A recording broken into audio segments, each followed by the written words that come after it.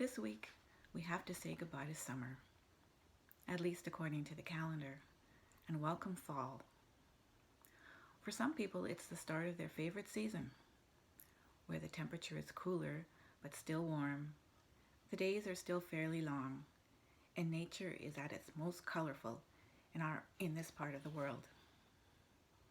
Oh, and it might also have something to do with the kids going back to school. For other folks, bidding goodbye to summer is bittersweet. The seemingly endless days of summer give a feeling of freedom, relaxation, and limitless possibilities that we don't want to part with. Whichever way you lean, having distinct seasons and the changes they bring is a gift that God blessed us with in this part of His creation. Here in Ottawa, Mother Nature prepares us for fall by giving us little clues that things are starting to change, like my hydrangea and sedum plants showing that first blush of pink, before the more obvious and sometimes noisy signs. I'm thinking of the flocks of geese flying overhead, that fall is almost upon us. These cyclical changes are not only seasonal reminders, but perhaps little taps on the shoulder from God, not to forget the diversity and wonder of this beautiful planet that He has provided for us.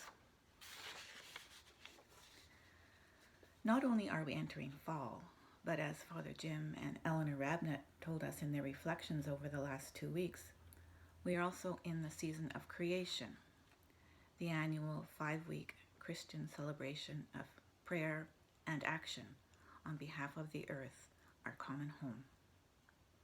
Together, the ecumenical family around the world unites to pray, protect, and advocate for God's creation. Prayer and action. Richard Rohr, the founder of the Center for Action and Contemplation in Albuquerque, New Mexico, said that early on in the center's existence, they had debated which word in their title was the most important element of their mandate. It turned out that it wasn't action or contemplation at all, but that little word "and." So it is with the season of creation, prayer, and action. Last week's second reading made that clear when it said that faith of itself, if it does not have works, is dead. With so many global challenges on our collective plates these days, and not only with the environment, true reconciliation with Indigenous peoples, working in synodality within the Church, poverty, the pandemic, figuring out where to take action and where to act first can be overwhelming. There is a risk of not even getting started or getting stuck and just spinning our wheels. So what guidance can today's readings offer us if we look at them through the lens of caring for our common home, God's gift not only to we humans, but to all the creatures of the earth? The responsorial psalm encourages us by telling us that the Lord upholds our lives and that God is our helper, who sustains our lives even when we encounter those who are against us. Certainly reassuring words to hold on to when we face the inevitable obstacles, setbacks, and even criticisms. The second reading provides some guidance on how to discern whether our actions spring from the source of wisdom or from our own desires and ambitions. The fruits of righteousness are sown in peace for those who cultivate peace. If we are not at peace and are acting out of panic, might it be time to take a deep breath and reflect some more before acting rashly? In the Gospel, the apostles shamefacedly had to admit that they had been arguing about which one of them was the greatest.